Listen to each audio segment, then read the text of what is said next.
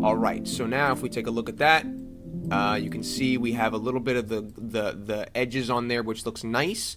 I think the solidify modifier is too thick still, so we'll go ahead and go negative 0.005.02.01. That is really thin. It's just thin enough just so it's thicker than the text so that it doesn't do that. You know what? We can actually just leave it like that. If we put this on point, ooh, you know what? We might not need it at all. Yeah, let's get rid of it. We don't even need it at all. Let's do that instead. I like that much better. All right, so that looks pretty good. Now this blue color is not cutting it for me. It's kind of dark. That's why it's not the color itself. All right, so with our front-facing lamp selected, I want to duplicate that and change it back to a sun. And turn the power of the sun down to about 2. 2 looks good. For this color, this is looking way too washed out, but that's okay because we are on the wrong color. We'll change this from filmic to default. So if we go back to our render tab here, go to color management, change the no, wait, what am I at? What was I doing? Oh yeah, change the view transform from filmic to default. We'll have much more of the colors we're going for, which is much nicer. All right, so this blue color is still not cutting it for me. It's too teal, so that looks better.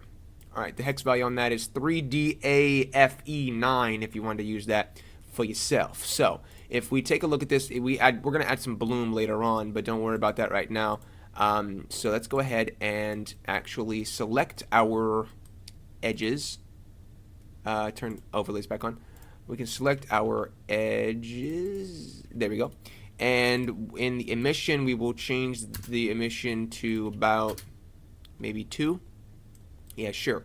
Now we need to go ahead and do a couple more things. Obviously, we have the word Pikachu to mess with, so I'm going to select every single one of the actual letters, not the edges pieces. I'm going to go ahead and add a new material. This material will be obviously a yellowy color, like the word Pikachu, and we'll go ahead and so we don't have to do this for every single one of them. We will link the materials by hitting Control L, and we'll make links to materials, and now each one of them is yellow. So whatever one's selected will link to all of the other ones. So make sure you have that one selected properly. Now I just realized that the rest of the letters are not in line with the P and the I. So let's go ahead and select the P and the I here. Hit B to box select all 4 of them, and we'll just move it up and hit 5, 1 on my numpad, and we'll just move it up because that's not okay. And that looks good. There we go. All right, so that's fixed up. Now, how come I didn't notice that before? I don't know. Something wrong with me. But you can see we're coming along pretty nicely so far. I want to go ahead and with each one of these selected, so this might take a little bit of work, but it's fine. We'll go ahead and save this because we never save anything anymore. So we'll go ahead and what was I doing? Oh yes, okay. Detective Pikachu. Pika.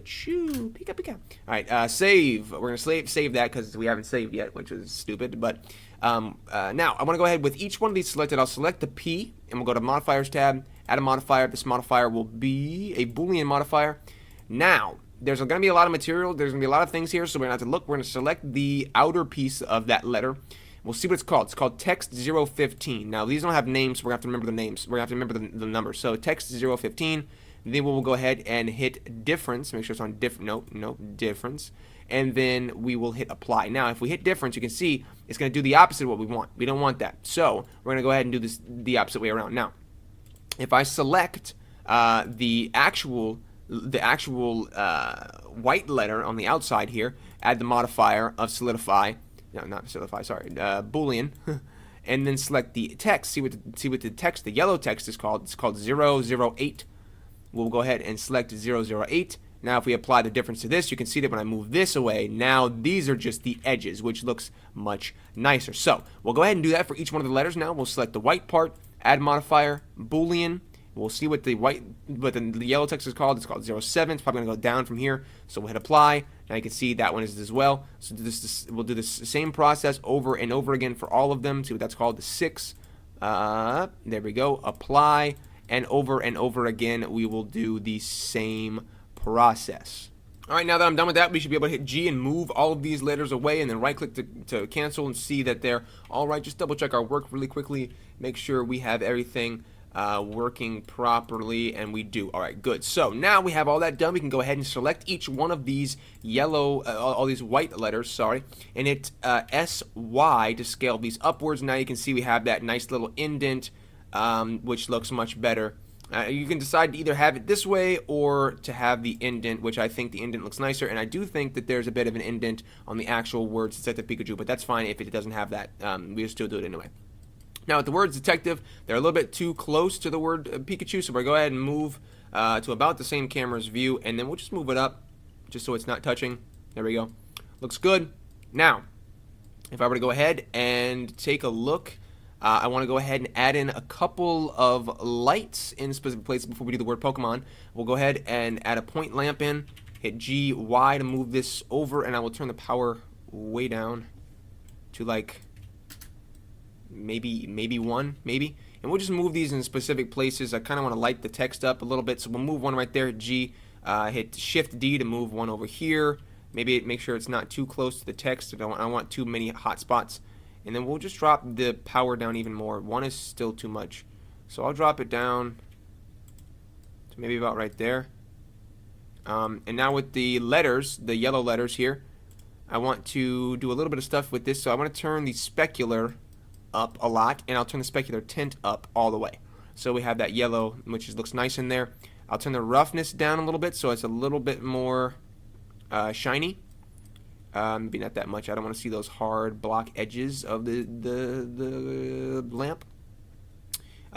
We can turn sheen and sheen tint up, but it's not going to do much for us in this specific situation. So that looks pretty good the way that it is. Now with all these white letters, it's bugging me. I want to go ahead and select each one of these on the outside, all these outside things here, and we will add in a new material. This material would be almost black. It'll be a dark gray like that, and then we can go ahead and hit Control L, link materials. Now we will link all those materials together.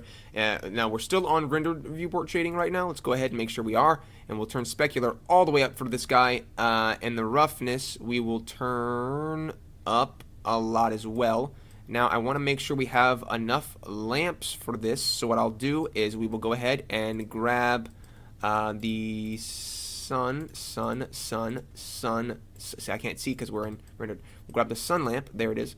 Grab the sun lamp, and we will hit Shift D to duplicate it, move it down here, and we will rotate it on our Z, our X to make sure it is in a proper place. I want it to come up at the text, kind of like this, but I don't want it to be that bright. Maybe we will, you know what we'll do instead of that, we'll change this from a sun to a point lamp, and we'll move it close to the text here. Turn the power all the way up just for the time being. And I think go ahead and just, I want to kind of move these around in specific places and get maybe a little bit of the, see, it's not making much of a difference because we already have a bunch of lamps all around. So let's go ahead and go back to this rendered shading. We'll get rid of, oh no, we'll get rid of those because it's not doing much because we already have too many lamps all around anyway. So let me, no, not that one. There was one right there. All right, so we'll delete those two. We don't need those.